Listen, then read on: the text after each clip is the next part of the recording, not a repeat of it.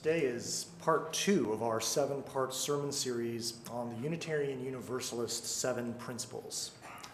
Our second principle affirms and promotes justice, equity, and compassion in human relations. Now, there are obviously many powerful words in that principle that deserve to be unpacked.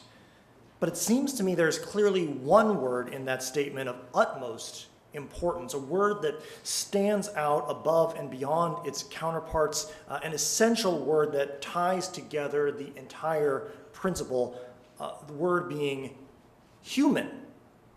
The second principle requires us only to show justice, equity, and compassion in human relations. In other words, the second principle doesn't apply to animals, which is important to me because that modifier human is what allows me to eat delicious lesser species.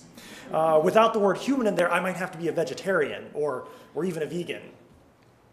In all seriousness, I have great respect for vegans and vegetarians within our faith and beyond it.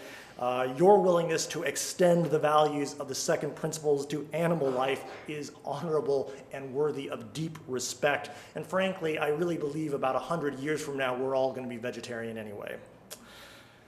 There are, in a more serious vein, 3 values explicitly listed in the second principle: justice, equity, and compassion. So this morning, let us take a look at each in turn. Justice. We could do a whole 7-part series on justice by itself and not be done. I know that I'm preaching to the choir here when I say that justice is one of the core transcendent values at the very heart of who we are as a religious people. We had a popcorn theology event here at the church on Friday evening, and in that event we watched the Marvel Comics movie Doctor Strange. And in the conversation that followed, we examined one of the lines from the movie, which said that in order to find meaning in life, one must serve something greater than oneself. I personally believe that to be very, very true. I have chosen to serve this faith. And one of the big reasons that I've chosen to serve this faith is because this faith serves justice. I can think of no better way to spend my limited days than pursuing and incarnating justice on earth. That, to me at least, is a life well spent. But what exactly is justice? We again run into that little problem I highlighted last week when I introduced the 7 principles. The problem of vagueness, expansive words without definition, which means that we can never really be sure that we're all talking about the same thing. Maybe that's by design, I don't know. Though the word justice means different things to different people, I imagine that on some basic level, most of us would agree that justice has at least something to do with ideas of morality, basic fairness, and every person receiving what they deserve. But I fear that justice is sometimes too narrowly defined, especially by Americans. Many of us in this nation view justice as primarily being concerned with the punishment of criminals rather than the eradication of systemic inequalities. Take, for example, one of my favorite places to go here, comic books. In the DC comic universe, there is a superhero group known as the Justice League. Superman, Batman, Wonder Woman, Green Lantern, they're all a part of it. So what exactly does this so-called Justice League do? Do they seek to destroy institutionalized poverty? Bring an end to the ever-expanding prison industrial complex? Fight against homophobia and transphobia? Do their comics and movies show them working to close the racial achievement gap?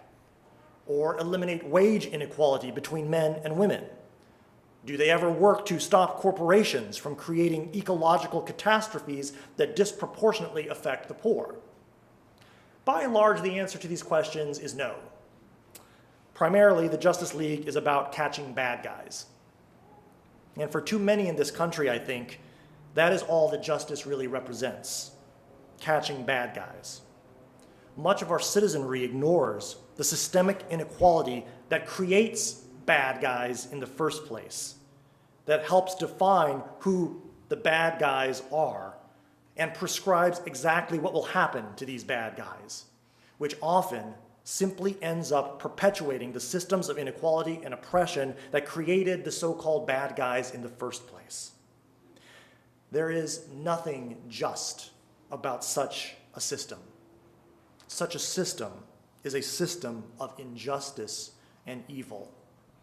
So I prefer that definition of justice, which declares it to be love in action.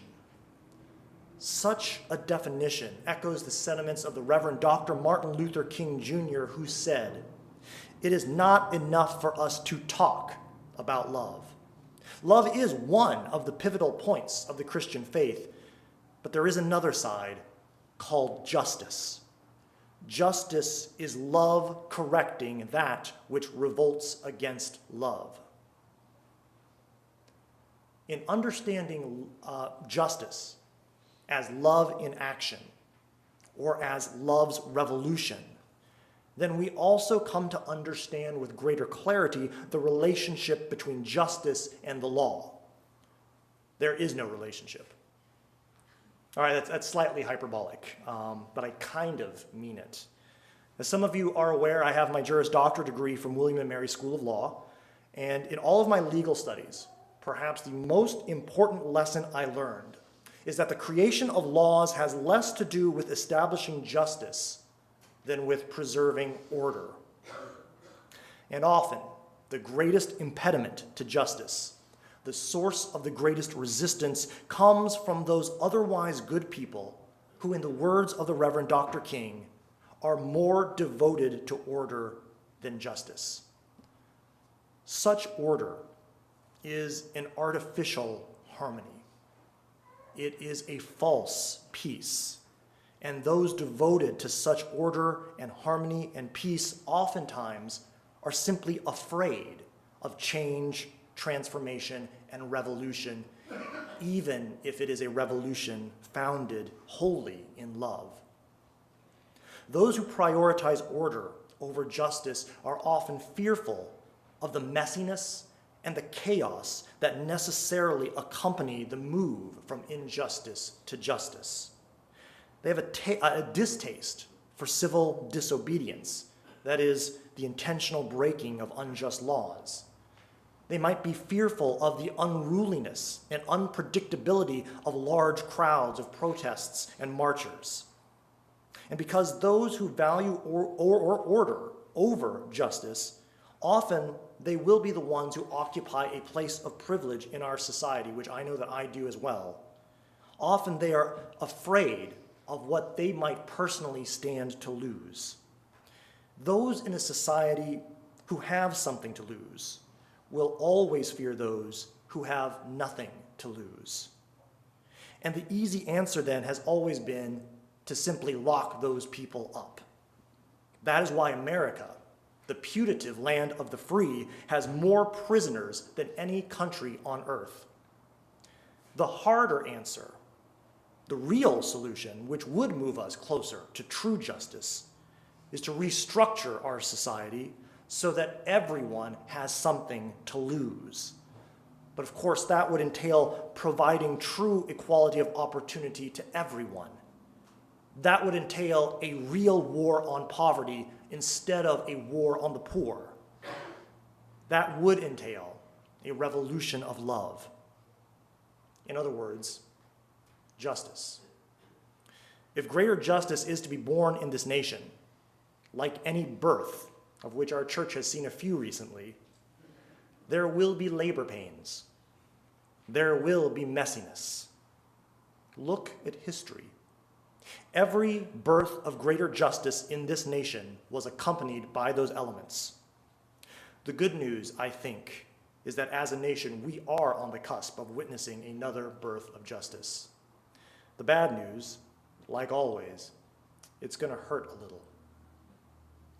And in order to get to justice We may need to recalibrate our values just a bit, and I think that is where equity comes in. Equity is not exactly the same thing as equality. In America, we are more familiar with the concept of equality. It really is an aspirational ideal that everything be equal and fair for all. Equity is also interested in fairness, but it draws a distinction from equality in this sense. Equality suggests that fairness is treating everyone exactly the same, no matter what. Equity, however, takes a more nuanced approach. Equity recognizes that not everyone begins equally situated because there are significant inequalities between individuals and peoples in our country. Recognizing this fact, equity argues that it is actually unfair to treat all people the exact same way. As the famous metaphor suggests, if every runner started the race at completely different points on the track, it is unfair to expect those who started further back to be able to compete with those who started closer to the finish line. Another way of saying this, treating everyone exactly the same is totally fair, but only if everyone is the same in the most important ways. But if everyone is different, then treating them all the same will inevitably lead to some people having an unfair advantage over others. Now, perhaps the most obvious and most readily available example of equity is affirmative action. In a nutshell, affirmative action programs incentivize the hiring of women and minorities who have historically been subject to systemic discrimination. The argument goes that women and people of color, especially Black Americans, have long been institutionally disadvantaged when it comes to being fairly considered for certain jobs. Affirmative action treats women and minorities differently in an attempt to fairly balance the unequal treatment they have received for centuries that led them to be unfairly disadvantaged in the job pool as compared to white male counterparts. Now, the specific mechanics of affirmative action and the disadvantages that also naturally accrue from such a system are open, I think, to fair critique and debate. But the spirit animating the policy reflects a desire for basic fairness and justice by recognizing that not all of us begin the race at the same point, that many in this nation are disadvantaged simply because of who they are. Now, for an opposite example, where equality results in unfairness, consider the case of laws of allegedly equal application that end up disproportionately punishing those who are already oppressed. This perfectly sums up the war on drugs. From the beginning, the war on drugs was a political war waged against Black Americans. The laws that came out of the war on drugs were and are nominally colorblind. That is, they don't explicitly claim that they target Black people. But historically, that has been the effect. Moreover, we now know it was actually the intent.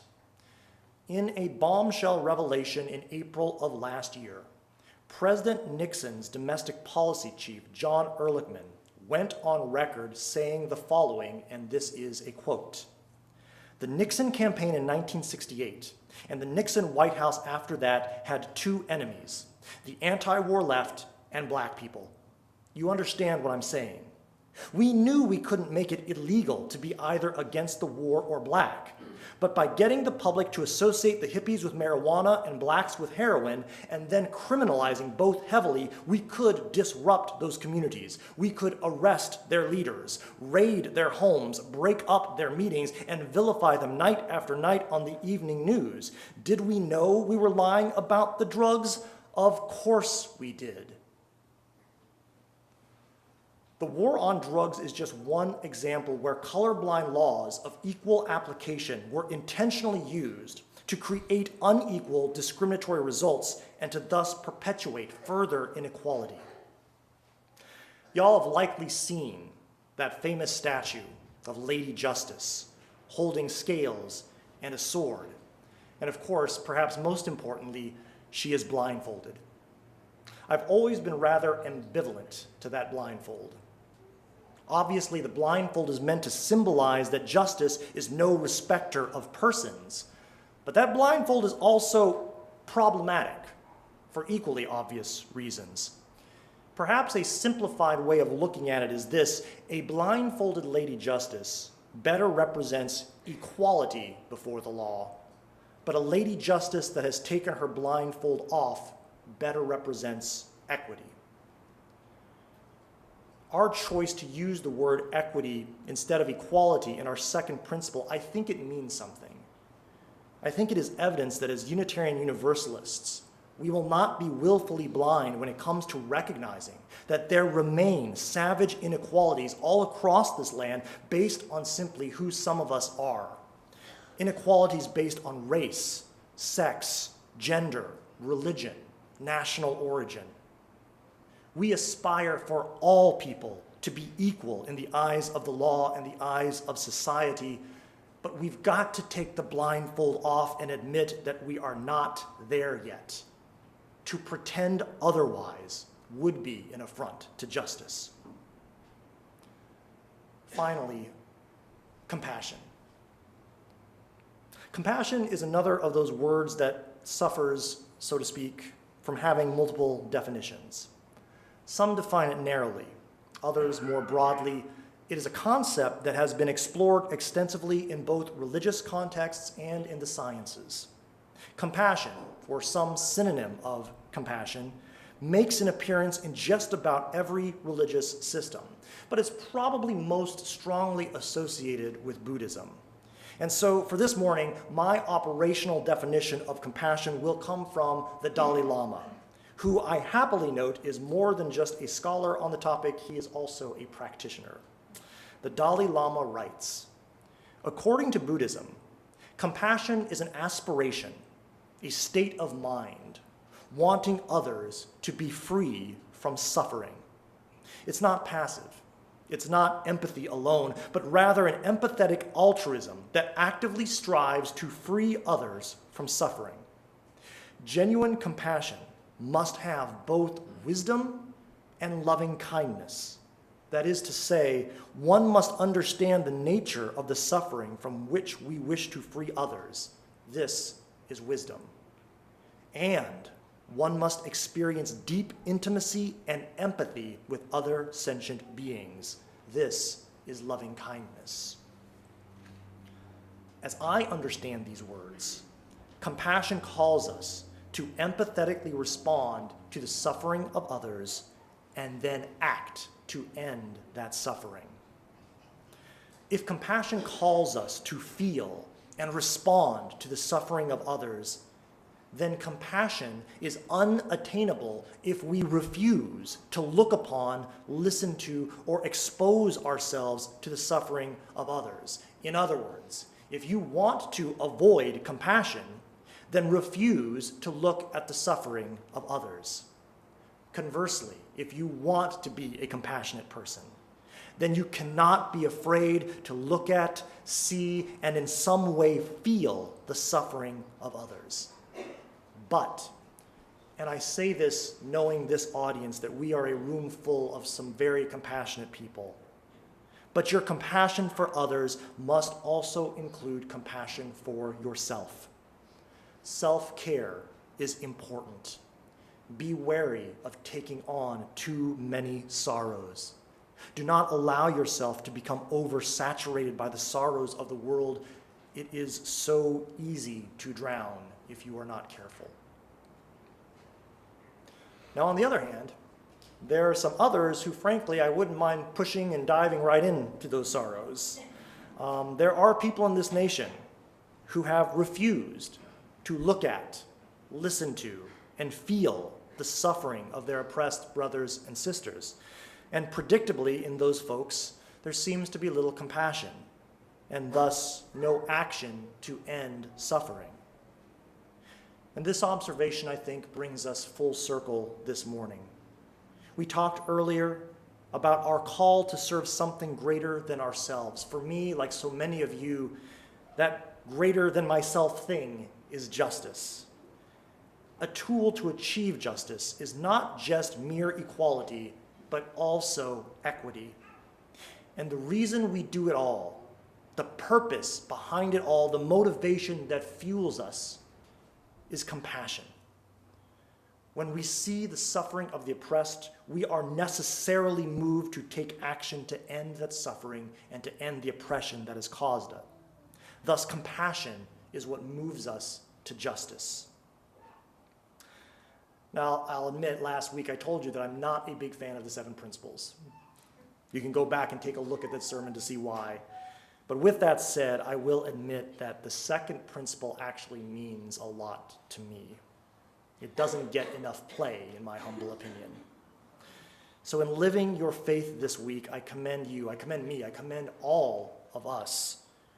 Refuse to ignore inequalities.